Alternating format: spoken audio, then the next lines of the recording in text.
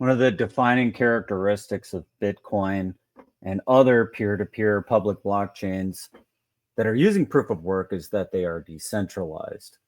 The decentralized narrative is starting to show cracks. We've seen this with Monero and how Cubic was attacking it. Heard rumors that Cubic is planning on attacking another one. Now we're starting to reason about how decentralized is Bitcoin and can it survive in the long term if the decentralization narrative doesn't hold? I'm going to continue to posit that decentralization is critically important for Bitcoin. That's why BitAx, Solo Satoshi, and the integration of Bitcoin into various devices such as hot tubs, to me, is one of the most important things to ensure that Bitcoin stays decentralized and that this doesn't end up in the hands of the few. Let's take a look at some of the things that's going on in the world of Bitcoin and see if we can decide how long this narrative holds. Lucas, you were telling me that there's a couple of pools that have achieved a certain amount of hashing power. Are we at the point where if these guys partnered up that they could actually attack the network? Or are we at that level?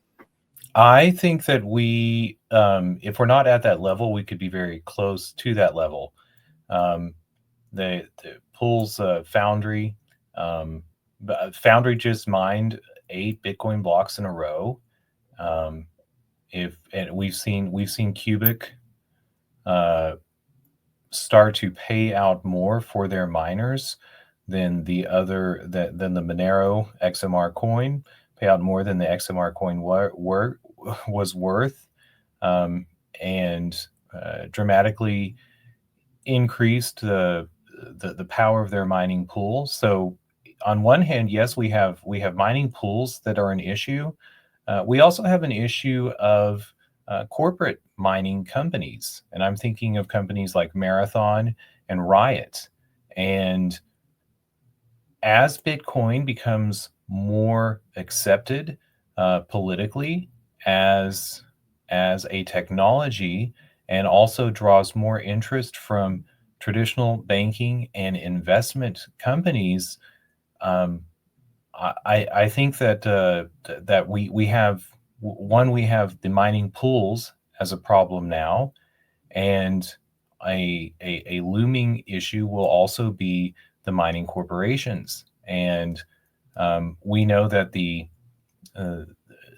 we know how sort of capitalism already works with regards to buying corporations. So that there could be any number of corporations or companies, private companies that are in the business of mining Bitcoin. We should not expect those to maintain disparate interest or the interest of the use of Bitcoin as a currency whenever banks are eyeing it for holding on as a reserve to build financial products on. So it's an interesting thing to think about if the companies that have been investing in Bitcoin would actually start to actively attack the foundations of Bitcoin itself. One of the things that made it interesting to the entire world was that it was decentralized. And you're saying as financial institutions are increasingly adopting it, they're going to want to take it out of the hands of the general populace and away from a decentralization narrative, essentially returning it back to something that it never was, that they could have had from the start if they had wanted to do it that way. What would be the point of doing that? I mean, if you're going to create something that's in the hands of the few and is somehow like this, why not just create something brand new rather than try to force a new fork of Bitcoin? Because that's what this is going to be. Essentially, to do what you're discussing would be us repeating the fork that happened when Bitcoin Cash decided to go its own way, to change Bitcoin so fundamentally that a bunch of people had to go and start using a different piece of software that was fundamentally incompatible. And then we had a chain split. There are two previous major forks of Bitcoin: Bitcoin Cash and Bitcoin Satoshi Vision. One was with regards what was a fight over block size. So think about the usability of a public ledger in order to record things. Another was about fighting this trend towards hodling Bitcoin and moving it more towards a currency. So, but the narrative of the true Bitcoin has held with the with Bitcoin that we call Bitcoin today. I don't think that these financial institutions are going to be so worried about that. The Bitcoin that they hold in their treasuries, and um, I mean, you mentioned, and I'm thinking of MicroStrategy. Uh, MicroStrategy holds a lot of Bitcoin, but we're also seeing banks uh, buy and hold on to Bitcoin and then start to build the ETFs, exchange traded funds, and other financial products based on their holding of Bitcoin. So they are using it as a reserve, not as currency. And as they start to do so, and the price of Bitcoin begins to reflect that use of Bitcoin, they are not going to be they are going to want to maintain control, and their narrative is going to be with regards to, well, we can ensure security, because if you have an issue like a mining pool that wants to that groups of people who democratically come together and join a pool and then get to do whatever they want with this asset that we built a financial product on, that's not good for our customers who are holding on to that financial product. I think that Bitcoin is going to adjust to this reality. My prediction is that there will be a change that's made here, and instead of the pools making the blocks, it would be a very simple thing to adopt a change to Bitcoin that says that the device itself makes the block. I don't know that that's an insurmountable thing. I think that for anyone who is currently holding a small card type miner, that might knock a few of those out. But if we were to make the change and say that the individual device makes the block, that would nuke this whole idea that any particular entities could take over via pooling, and that seems to be the weakness. And presciently was addressed by Chia, where in that proof of work system, the individual entity that finds the proof makes the block. That small adjustment actually could flip this entirely on its head and keep the decentralization of Bitcoin very strong. I think Chia's innovation of proof of space and time, yes, you're right in part, but I think the switch to the Well, no, switch no, no. Like on this one, just like I want to make sure we're 100% clear. Not proof of space and time, but just the way that it was designed for the farmer makes the block. The individual thing that found the proof makes the block, rather than delegating that responsibility to the pool. Because then you would never have this situation where you have pool making 8 blocks in a row. This is the problem that we've got. Like, this is not good. If you're not catching on to what we're trying to say here, there is an issue with decentralization of Bitcoin, particularly when you have this kind of a scenario. You have one pool making 8 blocks in a row. There's a variety of issues that can come from this if the pool is not acting in the best interest of the entire world.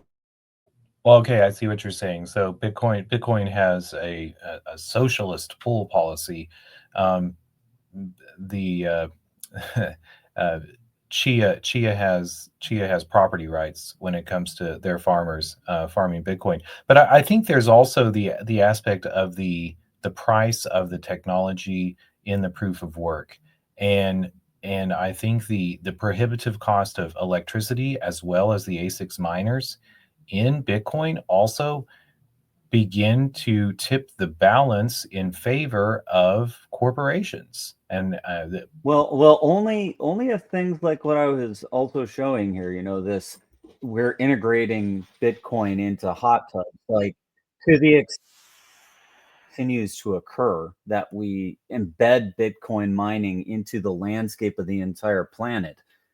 That sort of a thing makes Bitcoin ubiquitous and it makes it very decentralized as long as these things operate in a decentralized fashion. If this is the case, if we have lots of BitAx miners out there that are running off of solar, if we have lots of little individual entities that are contributing to the Nakamoto coefficient, then we're okay. But if we have massive centralization where the operations are located very close to cheap energy sources, and that's primarily how we do Bitcoin, and there's an easy way to subvert that, which Cubic has demonstrated, then we're in trouble, and the decentralization of Bitcoin will not hold in the long term. And I think when it does, either Bitcoin is so vested to the interests of the moneyed and the powerful that it survives, or at that point it becomes ultimately destroyed.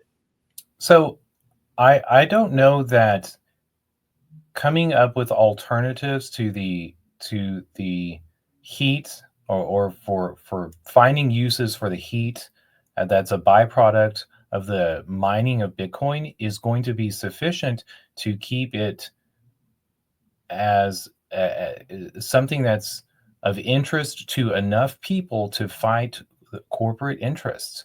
Well, Whenever there's more hot tubs than there are corporate interests that could take this over. I mean, it only takes a few 100,000, but it has to be where the pools don't make the blocks. That's the key here. No, it doesn't take just a few 100,000. This isn't. I'll say this is not how a financial institution that's using Bitcoin as a reserve is going to look at it. They're going to look at it and say, "Oh, we have 100,000 hot tubs that are mining Bitcoin. We want to have control over this. Let's build more financial instruments that are based on this reserve."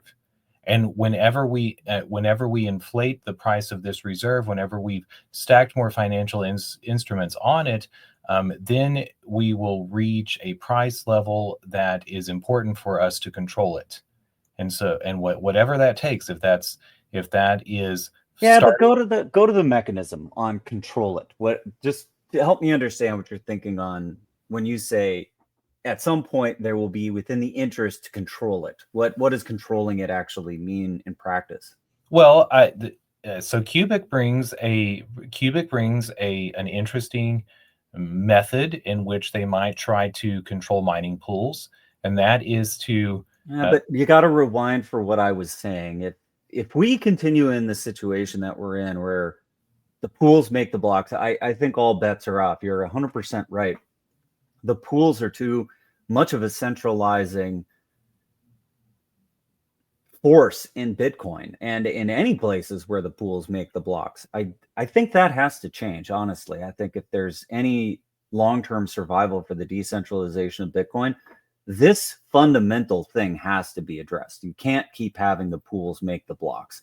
So I'm presupposing that, but you're saying that you don't think that that's ever even going to change. You think that Bitcoin's ossified to the point where a fundamental shift like that can't occur. I'm not making a statement with regards to whether that might change or not. What I think is important, what is more important to consider are the two methods in which we've seen centralization of mining. One is via mining pools. The other is via mining companies, and there are methods. I guess what's important to me here is there are methods for financial institutions or well, especially banks. I'll just keep it to that because they have extra money to spend. They've made Bitcoin an asset that they've built financial products on. We know that they have money to spend. They are in the business of buying corporations, conglomeratizing corporations. This is the landscape of business in America, in the world. So they can look at the cubic model when it comes to mining pools and try to gain control of the hashing power by creating a token and paying more for that token than Bitcoin is than the Bitcoin rewards for just trading in the Bitcoin. The other thing that they can do is, when it comes to companies, is to buy the companies. And that way they are taking direct control over the mining rigs and the interest of companies like Marathon and Riot. And if the change that you're talking about, giving property rights to the actual miners in the mining pools, then I would imagine that the mining pools or mining for individual people becomes less attractive. So I would say that these financial institutions are thinking, one, how do we defeat the mining pools? Two, how do we have control of companies that are in the business of mining Bitcoin? How do we have that on backup in the future? And they can also do that much more furtively. So they can take a controlling interest in these companies. They can disguise that in traditional ways of shell corporations and LLCs. I'm not sure that they might not have already done so. All of that presumes that you have this centralizing aspect. That's why I'm lasering in on this. I think that this is kind of going to be the critical thing that starts to get considered in the world of Bitcoin. And there are very intelligent people who have been working on Bitcoin Core for a while, and they are certainly no stranger to some of the ideas that Bram Cohen brought up when he was originally trying to propagate change inside the Bitcoin community. These ideas have already been seeded. I'm just going to stay on this point that you can't have this force continue to exist inside of Bitcoin and have the decentralization of Bitcoin be maintained. If you have pools, and pools can continue to act as a centralizing force because they're making the blocks, then you have this attack vector. The minute that you remove that attack vector from the equation, there's no longer the opportunity to do this unless you just fork Bitcoin. And that's why the setup for the conversation really starts with who makes the blocks. If you can understand that this is a critical point, and it's the design flaw of Bitcoin as it currently exists, then it leads to this other stuff. You could take over Bitcoin via acquisitions of companies. You could take over Bitcoin through facilitation of pool collusion in some fashion. Both of these hinge on this design flaw. I think that design flaw can and will be corrected by the developers of Bitcoin Core. I think it has to be. Well, I think we also need to think about what the reality for the world of traditional banking and finance looks right now. The dollar that they have used as a reserve, that replaced gold as a reserve, is becoming increasingly volatile, and the production of the amount of dollars is dramatically increasing. So for banks who are looking for a new reserve at the very base of what they're determining the value of their portfolio, the value of all of their assets, Bitcoin becomes to look very attractive. And it looks attractive for the reasons that it was designed. You can access and hold on to Bitcoin anywhere in the world. And as we understand more and more with our banking system, it's not a United States banking system. The Federal Reserve does not answer to the Treasury of the United States, the Senate or the House of Representatives, or the President of the United States. It answers to those other banks and people who have invested into it. And so to get out from under the narrative of being dependent on treasuries that are issued and debt that is approved of by the United States Congress is going to be very attractive to them, and they now have a way to do so. And so this narrative of decentralization, yes, they're going to be concerned about the history of Bitcoin and but they are going to minimize the decentralization aspect of that history. They're going to talk about security and stability because that is how it works in their interest. And if there are a lot of Bitcoin holders who don't like that and want to dump their holdings of Bitcoin, they're not going to care. They're going to buy that up, and they are going to continue to build their financial instruments off of Bitcoin in the future. So it will become what I call the golden parachute for banks who want to leave the backing of the dollar, leave the United States, and leave the Federal Reserve. I just don't understand why, if there was a desire to do all of that kind of stuff, that they wouldn't just start fresh. Why allow all of these degenerate crypto gamblers to participate in the windfall of Bitcoin going to some millions if they didn't want to preserve large aspects of what has already occurred? I don't understand that. Like, why wouldn't they just create a new thing? That Bitcoin isn't fundamentally that interesting in the fact that you can't just do it over again if you want to have centralized control like that, and make a system where the established players just get to trade things amongst themselves. I just don't see how that flows. Well, it's because this is the hardest conundrum in making money. There is usually nothing backing money. It's about trust in the other party. But Right, but the minute you erode some of those fundamental aspects of trust, and decentralization being one of the big ones, that this thing's been running for however long with hashing power and people buying and selling it over time, and that it has established itself as a functional thing.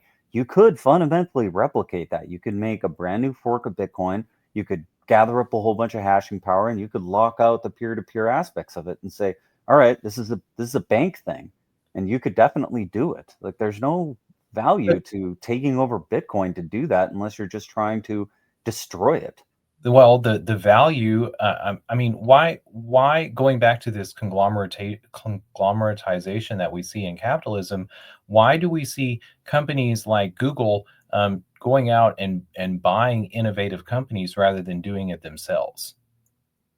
Well, there's a couple aspects to that. I mean, and I think that that's going to shift the conversation into something completely different, which is unrelated. I mean, I just throw out like two answers to that. Big companies fail to innovate. You've seen it time and time again. Once you get to a certain size, you start to have this bureaucracy internally that makes it very hard to create innovative products. And when you acquire them, it's because you're buying something that the world has found interesting because you had a hard time developing it internally. That's why you buy it. Or you buy it because you want to destroy it. You don't want the competition of whatever that thing is doing to the internal product that you've got. So you buy it, so you take it off the market, so it no longer competes with your thing. I'm not sure how that tracks to Bitcoin. Like, Well, I think the same holds true again to banks. They're not wonderful at innovation. Um, the states, countries of the world are trying to push them back to gold. They don't want to move back to actually custodying and holding gold. They want to keep that as a sideshow. And Bitcoin is an innovation. Why would they want to recreate it themselves whenever they can create financial products that are built on it and then just take over it? And they do not care about they care about the decentralization of Bitcoin. They want to destroy it because they want to control it. They want stability in Bitcoin. They don't want to worry about a pool of miners or any other private company making the first move and coming in to take over Bitcoin and take it out let's of their let's hand. let's go back to that stability thing for a second. So you said that they want stability. You've said that a couple times. Let's explore what that idea means. When you say stability, you think that banks are nervous that the Bitcoin community and that Bitcoin miners widely are going to do some stupid thing that would make Bitcoin fundamentally not work the way it is working now, in some sense. Is that what stability means? Is that it could get an upgrade and then somehow become not desirable anymore because it forked The, in some new functionality? well, no, the stability is the is the projection of their own distrust in any other bank or private corporation coming in and doing taking over control of their aspect of Bitcoin. And the way to achieve that is to do the thing that they don't want other people to do, is just to do it first. I mean, isn't that the assumptions of neocons? Aren't we attacking other countries of the world to bring them peace so they won't fight us? Certainly there's parts of the world where this is the de rigueur. Okay, so but I don't see how that's stability. I think when you're saying stability, It what are it's they desirous to do when you say it's that they not want stability? so it's not stability whenever we look at the broader picture, but they don't care about the broader picture. They care about having control and they care about the financial instruments that they build on it. But they are going to use the rhetoric of stability to take the eyes of their investors, their exchange trade, their ETF holders. They're going to talk to them about stability, and they are going to create a narrative of fear. And they're going to say, "You can't trust the Bitcoin devs. You can't trust anonymous people who are part of a mining pool. You can't. Who knows who's in that mining pool? It could be North Koreans. It could be Russians." uh, the nation states who don't have the interests of America, because Bitcoin has an American image right now. They could be concerting their efforts. They could be abandoning the notion of a direct attack, camouflaging that through these structures of pools and companies, and they could be trying to take over it. So we need to move to something that looks more like proof of stake, because we have a massive amount of these tokens. There's a limited supply of them. You don't need all of these aspects of decentralization that were So so all of that, integral. okay, let me jump in. All of that sounds very interesting, that you could make a case like this. That's that's ending up where you have to fork Bitcoin to do some of the changes you're proposing. That's what is required. And if the mechanism here is that a company or group of individuals that wants to push that narrative is going to go buy up a whole bunch of hashing power and then turn it off because they've moved to proof of stake or something like that. We're fundamentally talking about a mechanism wherein they need to fork Bitcoin, and that's why I'm trying to frame the conversation as to how any of these scenarios can play out. This plays out in, if we start to see what we're actually talking about here, which is an attack on the network. The entire world would see this, and it wouldn't be the first time we've had some sort of an issue with the blockchain that required a software upgrade. And it might be that you end up rolling back to a certain point in the database and saying, this is where everybody wants to be. This is what the true world looks like.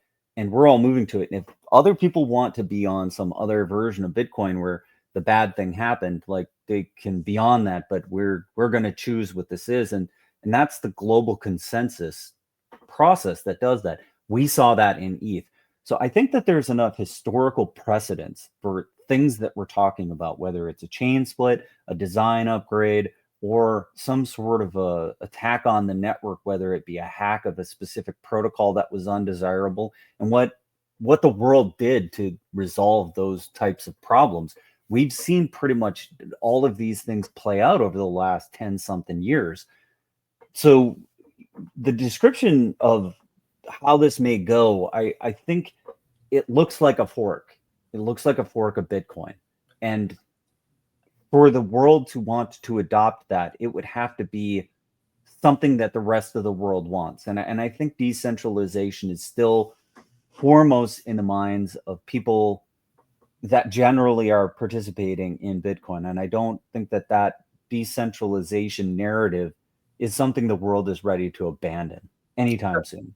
Well, and I would say that the calculation that will be made by bankers, I'll just maybe Jamie Dimon and J.P. Morgan Chase. So what they're going to say is, well, we have this asset Bitcoin. It's become integral in our business. Um, we need to fork it. We need to build a rhetoric about concern for the volatility, the instability in the decentralization model. And we need to wait until there is some sort of surprise in that network. And then we turn to our holders and we say, you know what? This very interesting technology that we've invested in has some critical concerns. We're going to have to fix those concerns. There might be a drop in Bitcoin, but don't worry, because as those people who do not understand that we have the best interests for Bitcoin in our hearts, when they start dumping their Bitcoin, we're just going to take that opportunity to buy all their Bitcoin. And then we will have more of this reserve to build more financial products for you in the future. And that's going to be the narrative that they give to their customers, and their customers are going to buy it hook, line, and sinker. Because we now have people's 401ks being thrown into this, many people who don't understand it, and they're going to trust their banker more so than they trust developers and anonymous miners around the world. And so I think that we will see a fork of Bitcoin, but the question will be, where does the bulk of value and the bulk of Bitcoin, well, I would say the bulk of dollars that are currently invested, where do they go with? And I think that they will go with the banks and the large companies. And if these banks can also, well, I would say they're going to go to companies like MSTR that have large reserves of Bitcoin and say, if you don't play ball with us, you're going to be playing in a ball field with a bunch of individual poorer people. So if you want to hold a high value in your Bitcoin, you better stick with us, and you better ride out the storm. And after you ride out the storm, you are going to be a large holder in the basis of a new banking system. Why would you jump ship now? Because that there's a little problem with that, in that when you fork the chain, if you held the coins before the fork, you have coins on both. So they don't actually have to sell either coin. They can just hold both and wait.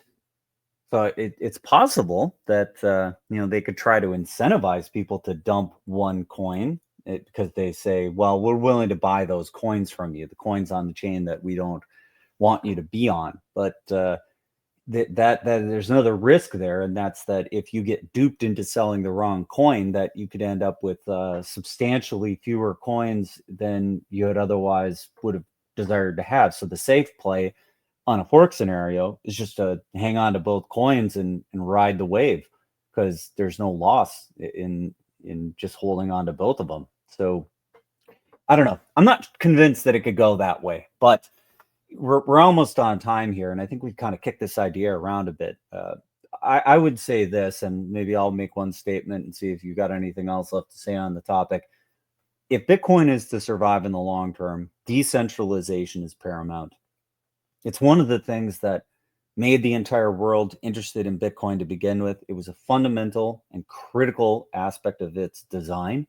And to the extent that there are design flaws within Bitcoin that cause the decentralization narrative to not hold, those design flaws must be fixed. And I point to the pools making the blocks as being a fundamental design flaw in Bitcoin, and it needs to be addressed. I hope that it is. that's maybe the last thing that that I have to say on the topic. Any final thoughts? I I would say that decentralized peer-to-peer networks are larger than Bitcoin, and that movement will continue to change the world, and regardless of the machinations that are played with Bitcoin and how those turn out, um, decentralized peer-to-peer networks will continue to have an impact. It's a political revolution. All right, and we'll see you next time on FOMO.